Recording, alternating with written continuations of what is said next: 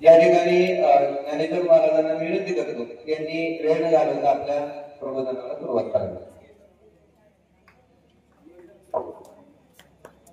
ज्ञान दिल्याने ज्ञान वाढते.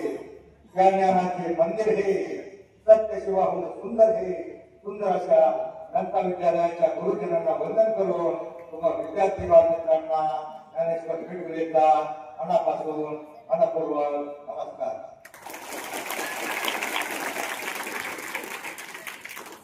हवापर्यंत भाव पाहिजे, आनंदाचा सोहळा पाहिजे. गावात मंदिरं कमी असतील तरी चालतील, पण सुंदर अशा शाळा पाहिजे.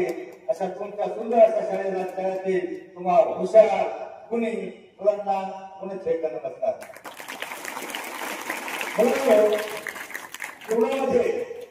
जीवनामध्ये माणसाला यशस्वी होण्यासाठी, मोठं होण्यासाठी माणसाजवळ आत्मविश्वास हवा. तो आत्मविश्वास मिळवण्यासाठी थोडा तरी संतांचा शिवरायांचा इतिहास हवा.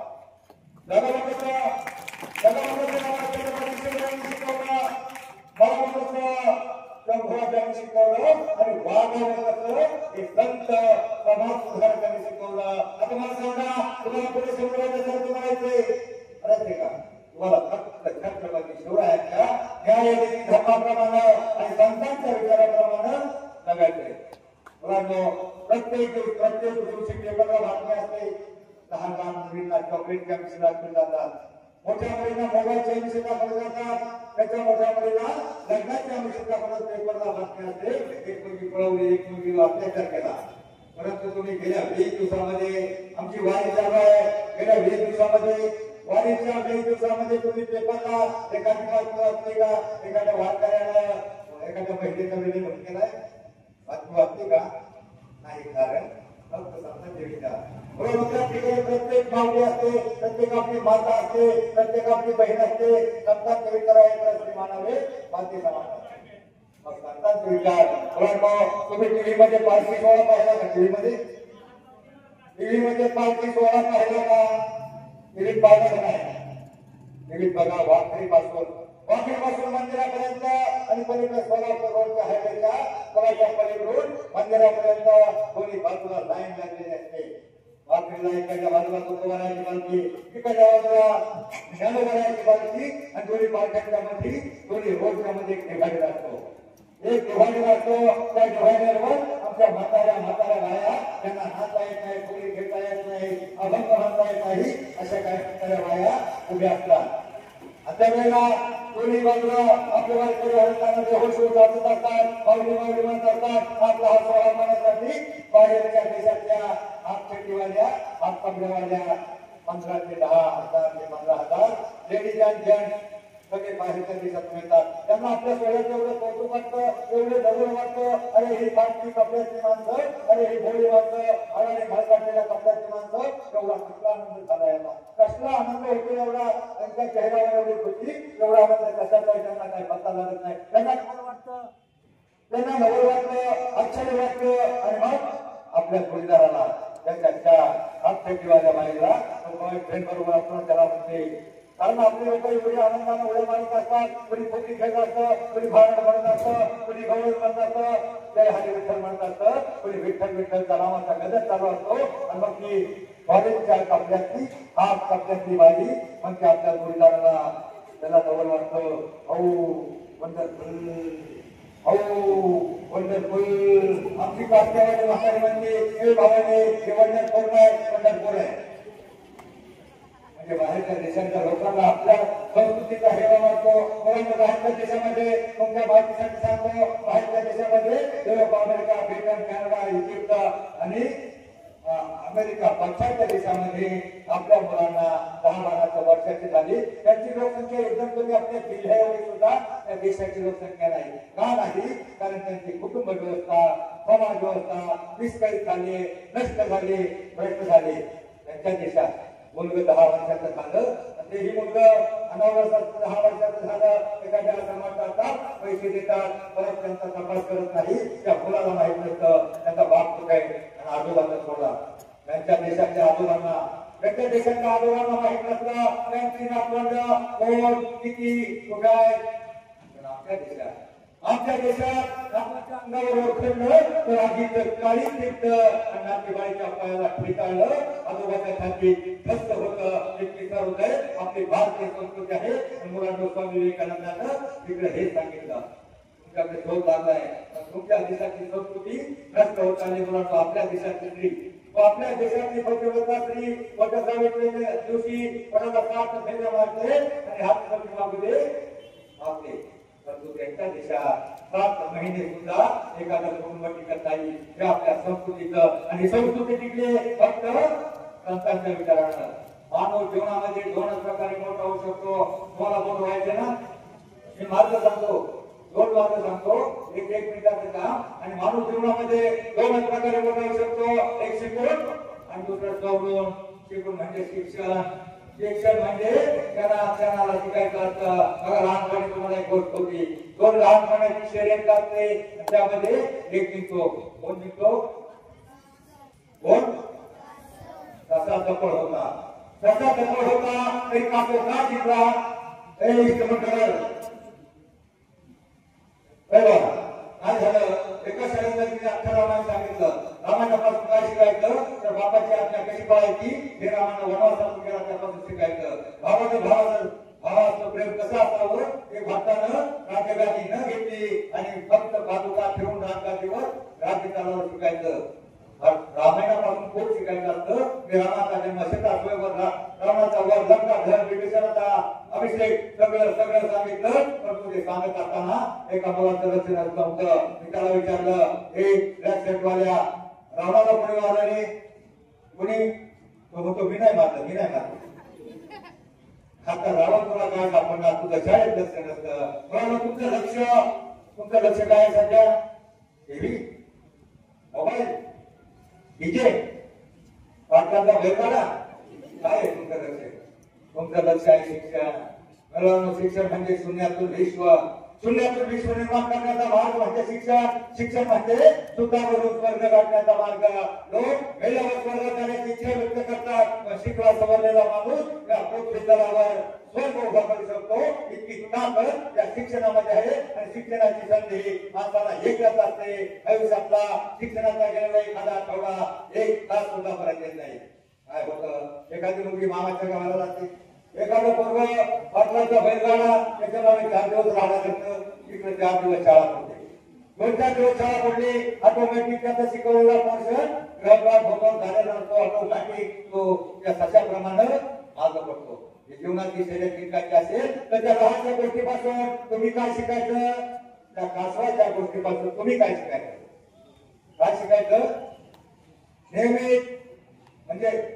नियमित रोजच्या रोज अभ्यास जर केला तर तुम्ही ही जीवनाची शर्यत जिंकणार आहात. फळानं तुमच्याचा प्रत्येक जण मोठा होऊ शकतो.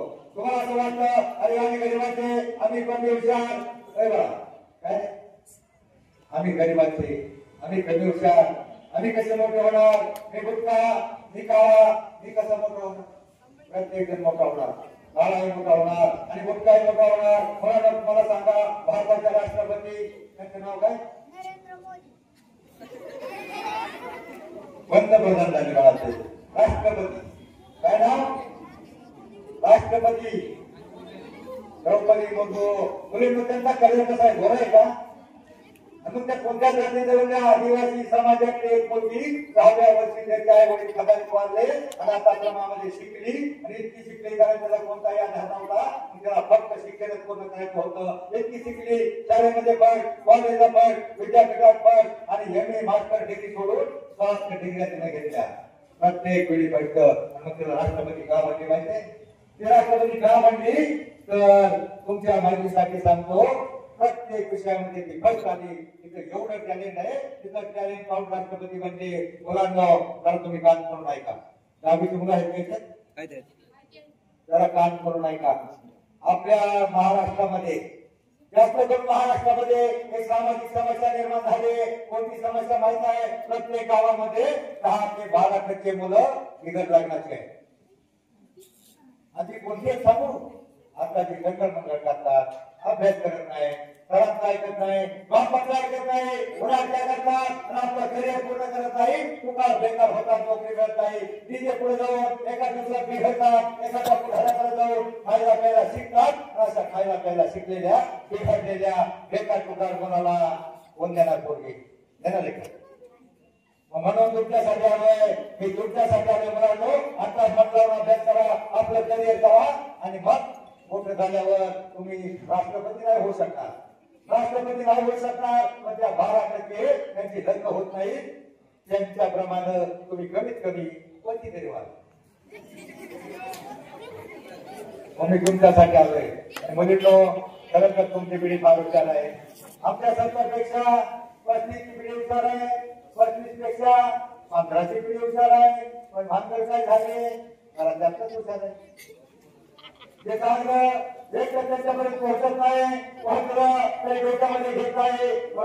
तुमच्याचा प्रत्येक मोठा होऊ शकतो, मानव जीवनामध्ये दोनच प्रकारे मोठा होऊ शकतो. एक शिकून आणि दुसरं सवरून. शिकून म्हणजे शिक्षण आणि सवरून म्हणजे सवरून. सकारात्मक अर्थाचे जेवढे शब्द सत्य, सदाचार, संयम, सुविचार, संतांचे विचार, प्रत्येक संतांच्या विचारामध्ये माणसाचं जीवन बदलण्याचं सामर्थ्य असतं.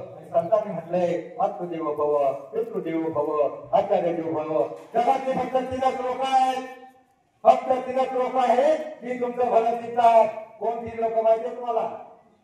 फक्त 3 जण. तुम्ही मोठं व्हावा, तुमचं चांगलं व्हावा, तुमचं भलं व्हावा, तुमचं कधीच वाईट होऊ नये अशी फक्त 3 लोक चिंतात. कोणती 3 लोक माहिती आहे तुम्हाला? माहित नाही? माहित आहे? कोण कोण? आई, वडील आणि शिक्षक. फक्त 3 आहेत. बाकी पुढे सगळे जण तुम्हाला कसं बसवायचं, कधी मागं पडायचं, तुम्हाला कसं वाईट बनवायचं याच्या विचारात असतात. तुम्ही कॉम्पिटिशन इंटरव्ह्यूला गेला तर तिथं 25 जण असतात. ते 25 जण कधीच म्हणणार नाही त्यांना नोकरी मिळू दे हा नको. म्हणजे प्रत्येक माणूस फक्त 3 सोडून प्रत्येक जण तुमचा कॉम्पिटिटर असतो किंवा वाईट शिकणारा असतो. म्हणून फक्त 3 लोकांचा आदर करा. तुम्हाला खरंच मोठं व्हायचे का? हे बोला मोठं व्हायचंय का? 1 मिनिटाचं काम, फक्त 1 मिनिटाचं करणार का? दिवसातून फक्त 1 मिनिट 50% आयडिया मोठे व्हा. खरं सांगा, तुम्ही घरी निघताना आई वडिलांच्या किती जण काय वाटतात? फक्त हात खाली करा. तुम्हाला जेवण मोठं व्हायचं असेल, तुम्हाला जर बरोबर मोठं व्हायचं असेल, तुम्ही जेव्हा केला देवाच्या दिवसभर पाया पडला, देव तुम्हाला डबा बनवून देणार आहे का? टिफिन बनवून देणार आहे? तुम्ही घरून निघताना तुमची आई मला टिफिन बनवून देते, कपडे आवरून देते, सगळं तुमचं धुणं घालणं सगळं करते. घरून निघताना तुमची आई किंवा वडील ते घरी असतील ना, त्याच्या पाया पडा. 1 मिनिट लागतं, फक्त 1च मिनिटाचं काम. त्याच्या पाया पडा आणि फक्त 8 दिवसानंतर इफेक्ट बघा. अरे आमची सोनी, तुमच्या आई वडील म्हणतील आमची सोनी किती गुणाची झाली, आपल्या मोठ्या किती शहाणा झाला. आणि मग ते 8 दिवसानंतर ते विचार करतील, अरे आमची पोरं एवढी शहाणी झाली, एवढी गुणाची पोरं आहेत आमची. तर तुमच्यासाठी रक्ताचं पाणी करते, घामाची काळ करते, घामाच्या धारा काढतील. मग तुम्हाला शिकवण्यासाठी, तुम्हाला मोठं करण्यासाठी ते पैसा उपलब्ध करते. मग मला सांगा, 1च मिनिटाचं काम आहे, करणार का सगळे? आपण करा. कोण कोण पाया पडणार उद्यापासून? 8 दिवसामध्ये इफेक्ट बघा. 8 दिवसामध्ये तुमच्या आई वडील म्हणते किती पोरं त्यांचा हात खाली करा. तुमच्यासाठी नक्की तुम्ही मोठे व्हाल. कारण मोठे होण्यासाठी जीवनामध्ये माणसाला मोठे होण्यासाठी माणसाच्या पाठीमागे असावे लागतात आई वडिलांचे आणि गुरुजनांचे आशीर्वाद. त्यासाठी फक्त ही 3 लोक तुमचं मोठं घेतात. या 3 लोकांचा आदर करा. शाळेत रोज जाता ते ज्ञानबिंदू मिळवा. हृदयात आपल्या या देशाभिमान ठेवा. तुळशीन मान राखा, ठेवू नका विकार. हिंदवी युगाचे तुम्ही तसेच बघा. भारताचं भविष्य तुम्ही आहात. आता मला एका प्रश्नाचं उत्तर द्या. तुमच्या गावामध्ये हरिपाठ होतो? हरिपाठ होतो का? काय होत? कीर्तन होत ना? कीर्तनाला किती जण जातात? सगळे जातात. तुम्ही हात खाली करा. मी एका कीर्तन होतं 7 दिवसाचं. मी कीर्तनाच्या शेवटच्या दिवशी आलो. तो काल्याचं कीर्तन झालं आणि मी पाहिलं शाळेतली सगळी मुलं रांगेत आली होती. कशाला? भोजन. मुलांना भोजन आणि भजन या शब्दामध्ये एक काना एक मात्र एवढं अंतर असतं. आता केलेल्या काल्याच्या कीर्तनाचं भजन आता उद्या सकाळपर्यंत पोटात नाही. उद्या सकाळी येतात. राहणारे 2 वर्ष परंतु एखादा अभंग भक्ताचा एखादा अभंग हरिपाठामध्ये 38 नंबरचा अभंग आहे. जो मुलगा 5 अभंग पाठ करेल त्याला हरिपाठ देणार आहे. मी 15 दिवसांनी येईल तोपर्यंत 5 अभंग पाठ झाले पाहिजे.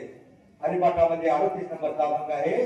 अवघाची संसार सुखाचा करीन आनंदे भरीन तिन्ही लोक. कोणते 3 लोक म्हणजे आनंदे भरीन? कोणते आपल्या घरातले म्हणजे का पप्पा म्हणजे तू? आणि कोणतं कुणाचा संसार? तुका अवघाचे संसार. अवघाचे संसार म्हणजे कुणाचा संसार म्हटलंय? फक्त आपल्या घरातले म्हणजे का पप्पा मम्मी गुड्डी गुड्डी चौघांचा म्हटलंय का? अख्ख्या जगाचा विश्वाचा संसार सुखाचा करील आणि आनंद भरेल तिन्ही लोक. म्हणजे स्वर्ग मृत्यू पाताळ सगळीकडे आनंद निर्माण करेल. अभंगाच्या एका चरणाचा अर्थ एवढा मोठा असतो तर अख्ख्या संतांच्या वाङ्मयामध्ये किती सामावलंय. मला सांगा, तुम्ही रोज पसायदान म्हणता, हे पसायदान कशातलं आहे? पसायदान कशामध्ये छापलेलं आहे? हरिपाठ कशातून घेतलेला आहे? काय हरिपाठातले अभंग, काय पसायदान पूर्ण हे ज्ञानेश्वरीतल्या 1792 ते 1802 नंबरच्या ओव्या हे पसायदान आहे. आणि मग एवढ्या ओव्यामध्ये पसायदानामध्ये एवढा अर्थ सामावलाय तर संतांच्या अख्ख्या अभंगामध्ये किती विचार सामावलेला असेल. मला सांगा, फक्त आता मला माहित आहे लाईट गेली, थोडं मागं म्हणा. तुम्हाला अभंग किती झाला? अभंग बरं मागं म्हणा. कानडा राजा पंढरीचा म्हणा.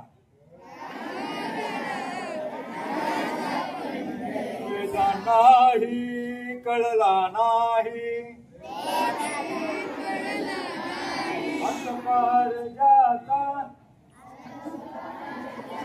काय झालं? 1-2 मुली नुसत्या गाण्यात असल्या, बिलकुल म्हटल्या नाही. आता मी कुठं तुम्हाला मुन्नीबंध महिन्याचा सांगितले. अभंग अभंग एखादा तोंडामध्ये बसला, तरंगामध्ये टाकला, मनाप्रमाणे त्याप्रमाणे वागायचा प्रयत्न केला. तुमच्यातला प्रत्येक जण जीवनामध्ये मोठा होऊ शकतो. पण तुम्हाला असा अभंग नाही पाहिजे. तुम्हाला पाहिजे धावत्या चालीवर, डीजेच्या चालीवर. बरोबर? डीजेचं काय गाणं असतं? डीजेचं गाणं, सिनेमाचं गाणं, ऑर्केस्ट्राचं गाणं एकच वर्ष येतं, दुसऱ्या वर्षी ती शांताबाई दिसत नाही, बाबूराव दिसत नाही, चौथ्या वर्षी तो आवाज वाढव डीजे गावाला गेला असतो. सिनेमाचं ऑर्केस्ट्राचं डीजेचं गाणं एकच वर्ष येतं, तरी तुम्ही तुमच्यातला प्रत्येक जण तिकडे वाजला की हात मागं पुसता आणि तिकडे जाऊन असं नाचता. Lungi dance, lungi dance. काय गाणं? लुंगी डान्स. किंवा काय गाणी असतात? मुंगळा मुंगळा मुंगळा. संतांचे अभंग 700 वर्षानंतरही आज प्रत्येक गावामध्ये भजन कीर्तन काकडा हरिपाठ प्रवचन गायले जातात. ते ताजेतवाने वाटतात. रूप पाहत आलोचनी सुंदर ते झाडं देवाच्या द्वारे अवघाचे संसार इवलेसे रोप. प्रत्येक अभंग प्रत्येक गावामध्ये गायले जातात. ते ताजेतवाने वाटतात. डीजेचं गाणं एकच वर्ष येतं, दुसऱ्या वर्षी गायब होतं. म्हणून संतांचे अभंग डोक्यामध्ये घ्या. तुम्हाला कसले अभंग पाहिजे? धावत्या चालीवर. छुन्नुक छुन्नुक टाळ वाजवी पाटामधलं पाणी पाथरा संग गातो विठ्ठला गाणी विठ्ठल नामाची शाळा भरली विठ्ठल विठ्ठल जय हरी विठ्ठल. मोठ्याने टाळ्या वाजवा आणि मोठ्याने विठ्ठल म्हणा. या शास्त्रीय कारण सांगतो तुम्हाला. विठ्ठल विठ्ठल जय हरी विठ्ठल विठ्ठल विठ्ठल विठ्ठल विठ्ठल विठ्ठल विठ्ठल विठ्ठल विठ्ठल विठ्ठल विठ्ठल विठ्ठल विठ्ठल विठ्ठल. आता काही सावकाश वाजवल्या, पण खरोखर ज्याने मोठ्याने टाळ्या वाजवल्या मला सांगा, हाताला जीत घेण्याला का नाही? काय झालं? तू टाळ्याच नाही वाजवल्या. ज्यानं खरोखर मोठ्याने टाळ्या वाजवल्या असतील त्याच्या हाताला शिंदेण्या झाल्या, म्हणजे त्या हातातल्या त्या कोपरातल्या किंवा शरीरातल्या सगळ्या रक्तवाहिन्या प्रवाहित होतात.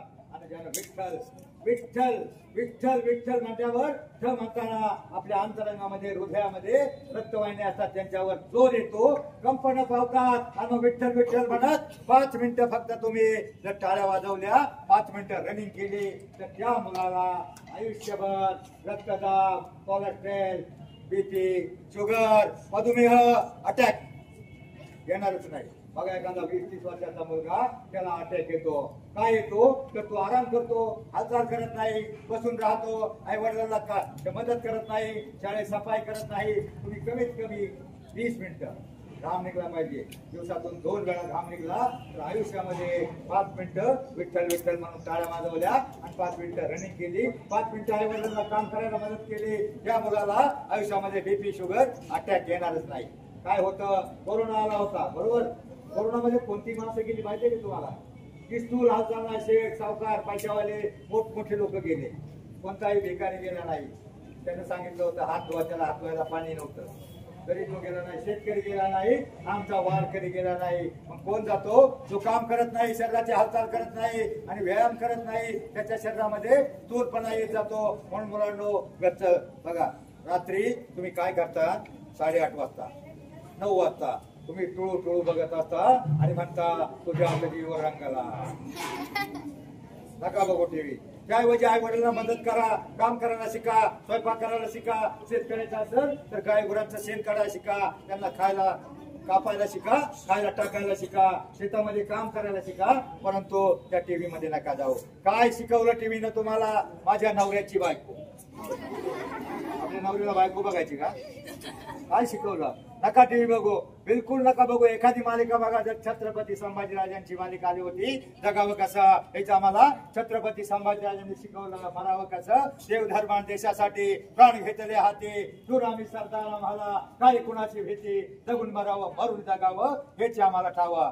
मग छत्रपती संभाजी एखादी मालिका बघा, परंतु टीव्हीतल्या ह्या बाईनं त्या बाईची खोडी कशी करायची हे शिकूच नका. याच्या पलीकडे काही टीव्ही मध्ये नसतं. 2 बायांची भांडणं असतात, उरघोडी करायची आणि खोडी करायची. मग टीव्ही, मोबाईल, डीजे, पाटलांचा बैलगाडा हे तुमचे जानी दुश्मन आहेत. फार आवडतात तुम्हाला, पण आयुष्यात मोठं होऊन देणार नाही. मोबाईलचा फक्त शैक्षणिक कारणापुरता वापर करा. नाहीतर काय झालं तर गेल्या 10 वर्ष आमच्या घरातल्या बायांना, पोरांच्या आयांना माहित नव्हतं का मोबाईल केवढा रोग आहे. पोरग रडायला लागलं का ती आपल्याला टीव्ही बघून देत नाही, म्हणून त्याच्या हातात मोबाईल दिला आणि मोबाईल दिल्यावर तो मोबाईल काय खुळखुळा नाही, त्या पोरांची डोकी बधीर झाली, चष्मा लागला, हँग झाली. आमच्या सणसवाडी कोरेगाव भीमातली 5-7 पोरं, 10 वर्षाची 9 वर्षाची पोरं त्या मोबाईल मुळे हँग झाली, मेंटल झाली, पागल झाली, बधीर झाली. म्हणून मुलांनो, मोबाईलचा गैरवापर करू नका. आपल्या घरात जर बाळाला आई देत असेल ना, तुमची वहिनी वगैरे, त्याला सांगा, त्याला बाहेर दे, कावळा दाखव, चिमणी दाखव, गाडी दाखव, घोडगाडी दाखव. परंतु काय झालं माहितीये का, अलीकडं इंग्लिश मिडियम फार जी मॅड लोक आहेत ना, जी मॅड लोक आहे ना, त्यांना त्या इंग्लिश मिडियमचं फॅड आहे. इंग्लिश मिडियम मध्ये काय झालं बघा, घरामध्ये आई, आता तुमच्या घरामध्ये कोणी इंग्लिश बोलत नाही, घरातली आई आपल्या बाळाला खात नाही ना, ते लहानपणी खात नाही म्हणल्यावर त्याला खाऊ घालायसाठी कावळा गेला, भुरळ काऊ गेला, भुरचिव गेला, त्याला दाखवते आणि बळच खाया घालते, नादवते, त्याला काऊ दाखवते, चिमणी दाखवते, हे भरून कावळा गेला, काऊ गेला. आणि मग ते पोरगा पुढे इंग्लिश मिडियम मध्ये घालतात. काय झालं, सरपंचानं घातलं म्हणल्यावर सदस्याला वाटतं अरे माझं हे पोरग मोठं झालं, त्याला ट म्हणता ठ येत नाही. कशाला घातलं? ते पोरग शाळेत घातलं जातं इंग्लिश मिडियमला, आणि इंग्लिश मिडियमला गेल्यावर तिथं बाई शिकवते COW, काऊ म्हणजे गाय, 4 पायाची जी दूध देते. आणि त्यानं ऐकलं होतं COW म्हणजे कावळा, तो उडून जातो बुरकणी. त्याच्या मनात गोंधळ होतो. कोणताही इंग्लिश मिडियमचा मुलगा आजपर्यंत इंग्लिश मिडियम मध्ये शिकून सरकारी अधिकारी झाला नाही. फक्त मराठी मिडियमचे तुम्ही जर मन लावून अभ्यास केला तर तुम्ही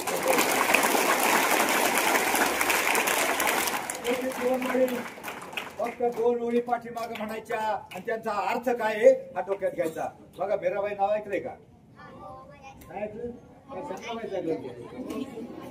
मीराबाई, जनाबाई, बहिणाबाई, मुक्ताबाई यांच्या अभंग मास्टर डिग्री पर्यंत आहे. त्या मीराबाईचं एक भजन होतं बघा, मीराबाईचं भजन 2 ओळी फक्त त्याचा अर्थ काय तो डोक्यात घ्यायचा, माग म्हणा. जैसी लागी लगन मेरा हो गए मगन वो तो हरी हरी हरी हरी गुण गाने लगी. काय अर्थ होतो भाई याचा? जैसी लागी लगन. जैसी लागी लगन म्हणजे मीराबाईला श्रीकृष्णाच्या भक्तीची एवढी गोडी एवढी आवड निर्माण झाली होती. त्याची गोडी जर तुम्हाला अभ्यासाची लागली आणि मेरा हो गई मगन म्हणजे मीराबाई श्रीकृष्णाच्या भक्तीमध्ये एवढी लीन दीन तल्लीन मग्न झाली होती. तसं जर तुम्ही अभ्यासामध्ये मग्न झाला तर जगातली कोणतीही शक्ती तुम्हाला मोठं होण्यापासून रोखू शकत नाही. असं होणार आहे का? एखादा चीनचा सैनिक येईल, पाकिस्तानचा आतंकवादी म्हणले बाळ्या घालू का गोळ्या?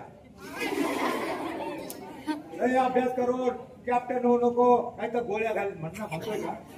जगातली कोणतीही शक्ती तुम्हाला मोठं होण्यापासून रोखू शकत नाही. फक्त तुमच्या आतमध्ये काही शत्रू आहेत. टिंबटिंब हा माणसाचा सगळ्यात मोठा शत्रू कोणता? आळस, कंटाळा, बेफिकिरी. मुलांना नाही अभ्यास केला तर सरांचं काय बिघडणार नाही. थोडस रागवतील पण त्यांचं काय बिघडणार नाही. तुम्हाला मोठं व्हायचं असेल तर तुमच्या आतला शत्रू आळस, कंटाळा, बेफिकिरी बाहेर काढा. आणि त्यापेक्षा भयंकर डेंजर तुमचे जे जाणी दुश्मन आहेत ना तुम्हाला फार आवडतात ते मोबाईल, टीव्ही, डीजे आणि अजून काय पाटलांचा बैलगाडा. त्याच्यापासून लाभ राहा. आयुष्यात वाईट माणसाच्या जवळ सुद्धा जाऊ नका. तुम्हाला काही स्वातंत्र्य मिळवायचं नाही. भगत सिंगाप्रमाणे तुम्हाला बलिदान द्यायचं नाही. बाजी प्रभू प्रमाणे तुम्हाला खिंड लढवायची नाही. तुमच्या आई वडिलांची काही जिजामातेसारखी स्वप्न नाही. त्या जिजामातेचं काय स्वप्न होतं माहिती आहे? त्या मोगलाईत पुन्हा बादशहाच्या स्मृती खातर, पुन्हा मुमताजच्या स्मृती खातर, पुन्हा मुमताज बेगमच्या स्मृतीसाठी ताजमहाल बांधणारा होऊन गेला एक शहाजहान. त्या पेशवाई पुन्हा मस्तानीच्या प्रेमासाठी राजमहाल बांधणारा होऊन गेला एक बाजीराव. पण फक्त मराठी शाहीत आपल्या मातेच्या स्वप्नपूर्तीसाठी 360 किल्ले बांधून स्वराज्य निर्माण करणारा एकच राजा होऊन गेला. तो कोणता? आणि म्हणून छत्रपती शिवरायांचा जय जयकार होतो. शेतकऱ्यांना कष्टकऱ्यांना सामावून घेतलं. कोणत्याही भाजीच्या देठाला हात लावू नये. लोकांच्या मुल्ला मामांच्या सुनीला परत केलं आणि मग तो राजा म्हणजे जे रेड्डीचा राजा झाला. मुलांनो वेळ मला वाटतं अजून 5 मिनिटे संपले. कंटाळा आला का? आहे बरं तुम्ही सावता महाराज नाव ऐकलंय का? सावता महाराज त्यांचं गाव आलं अगदी हायवेच्या पलीकडे पंढरपूर पासून जवळ त्यांचं गाव. परंतु ते कधी पंढरपूरला गेले नाहीत. ते आपल्या शेतामध्ये विठ्ठल विठ्ठल म्हणत विठ्ठलाचं नामस्मरण करत भजन म्हणत काम करायचे. काय खुरपायचंय, मोठ चालू करायची, पाणी द्यायचंय, शेतामध्ये माल पिकवायचा, आपला माळा पिकवायचा, ते काम करायचे. आणि मग त्यामुळं विठ्ठल भक्ती करताना विठ्ठलांना इतकी त्यानं भक्ती केली. इतकं दिवसभर काम करताना कामामध्ये काम विठोबाचे नाव शेवटी श्री विठ्ठल त्यांना शेतामध्ये भेटायला आला. आणि मग त्यांचा अभंग आहे बघा. कांदा मुळा भाजी अवघी विठाई माझी, लसूण मिरची कोथंबिरी अवघा झाला माझा हरी, मोठ नाडा विहीर दोरी अवघी व्यापली पंढरी, सावता म्हणे केला मला विठ्ठल पायी गोविला गळा. सावता महाराजांचा अभंग आहे. सावता महाराजांनी आपला देव आपल्या कामामध्ये पाहिला. मला सांगा मुलांनो, सध्या तुमचा देव कशामध्ये आहे? टीव्ही मध्ये आहे? कशात आहे? अभ्यास, शिक्षण, विद्या हे गरिबाचं धन आहे आणि श्रीमंतांचा अलंकार आहे. असं धन आहे जगातला कोणताही तोटा तुमच्यापासून हिरावून घेऊ शकत नाही. तुमच्या खिशामध्ये 100ची नोट असली एखादा गाठोड काढून घेऊ शकतो. पण तुमच्या डोक्यामध्ये एखादा अभंग, एखादी कविता, एखादा 29चा पाढा असला जगातला कोणताही तोटा काढून घेऊ शकत नाही. त्या मुंग्याप्रमाणे मुंग्या आपल्या वजनापेक्षा डबल धान्य पाठीवर घेतात आणि ते खाली पडलं परत खाली येतात आणि ते धान्य खाली घेऊन सगळी ताकद वापरून साठा करून ठेवतात. आता मला सांगा, वर्षभर पुरेल एवढा साठा मुंग्या लाईन मध्ये धान्य आणून करून ठेवतात. तर साठा का करून ठेवतात? मुंग्या वर्षभर पुरेल एवढा धान्याचा साठा लाईन मध्ये बाहेर जाऊन खळ्यावर वगैरे सगळी ताकद वापरून खाली पडल्या भिंतीवरून परत खाली उतरतात. तो आपल्यापेक्षा डबल वजनाचा ज्वारीचा कण घेऊन परत पाठीवर घेऊन परत सगळी ताकद वापरून आपल्या बेळामध्ये साठा करून ठेवतात. वर्षभर पुरेल एवढा साठा करतात. का करतात? मुंग्या आपल्या बेळामध्ये धान्याचा साठा का करून ठेवतात? का करून ठेवतात?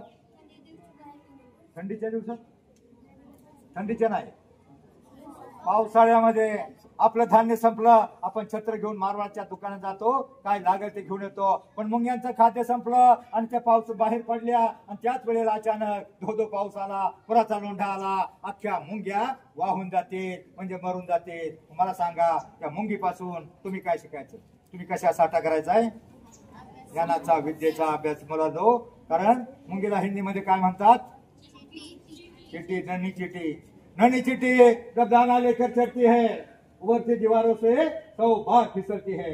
मन का विश्वास रगों में साहस भरता है. गिर कर चढ़ना, चढ़कर गिरना ना कभी आखरता है. आखिर उसकी मेहनत, आखिर उसकी कोशिश, आखिर उसकी मेहनत बेकार नहीं जाती. कोशिश करने वालों की तुम्ही कोशिश करा.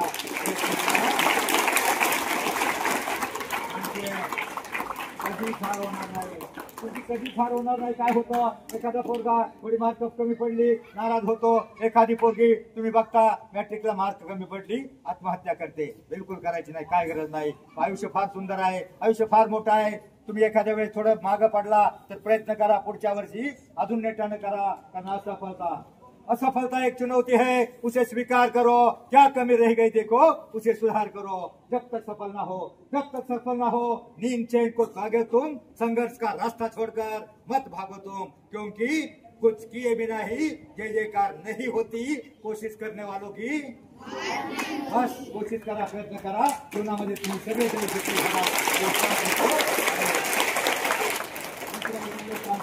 मुलांना शिका इतकं डिग्र्या कमी पडतील, जगा इतकं आयुष्य कमी पडेल, असा इतका आनंद कमी पडेल. नवरा असे कमनशिबाचा फासा निघून पडेल. परंतु मुलांनो प्रयत्न इतका करा, अभ्यास इतका करा, त्या विठ्ठलाला, पांडुरंगाला, त्या देवांना तुम्हाला देणं भागत पडेल. जय हिंद, जय महाराष्ट्र.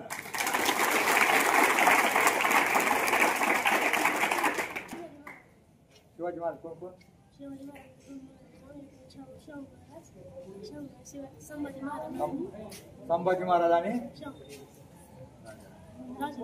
संभाजी महाराज आणि राजा राम त्यांच्या पत्नीची नावं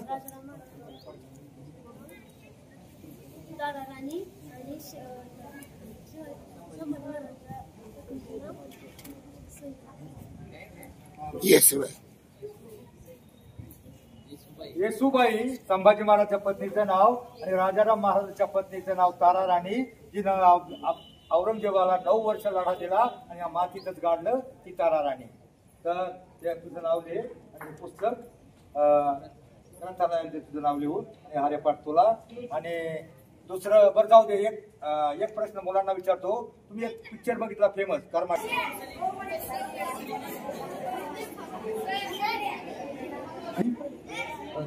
त्याला काय म्हणतात बघा. यांनी नावं सांगितली बरोबर.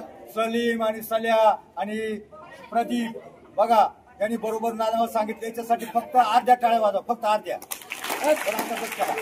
आता आंबेडकरांच्या मुलाचं नाव माहित नाही, महात्मा फुलेच्या मुलाचं नाव माहित नाही, छत्रपती शिवरायांच्या मुलांची नाव माहित नाही, पण परफेक्ट हे सायनाट बसलं माहिती. म्हणजे नको पिढी फार हुशार आहे, पण नको ते डोक्यात घेते. तुम्हाला गरज आहे समाज सुधारकांच्या इतिहासाची, छत्रपती शिवरायांच्या. म्हणून ते चांगलं आराम घ्या. तो लागण्या वगैरे काय गरज नाही. धन्यवाद. महाराज यांनी अतिशय चांगल्या पद्धतीने आमच्या विद्यार्थ्यांना संबोधित केलं. त्याबद्दल जनता विद्यालय ज्युनियर कॉलेजच्या वतीने त्यांचा छोटासा मान सन्मान या ठिकाणी करण्यात येत आहे. त्यांना शाल आणि श्रीफळ आणि हार देऊन त्यांचा या ठिकाणी मान सन्मान होत आहे. तरी ज्ञानेश्वर महाराजांना विनंती करतो की आमच्या प्रशालेतून होणारा जो हा मान सन्मान आहे त्याचा आपण स्वीकार करावा. आणि मोमीन सर यांनी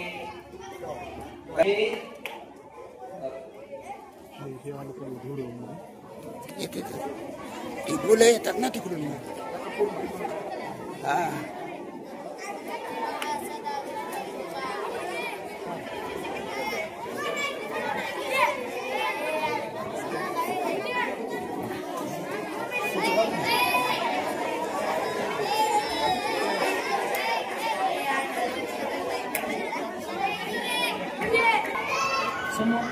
समोरला फ्रंटला पण दिसते कलर मध्ये.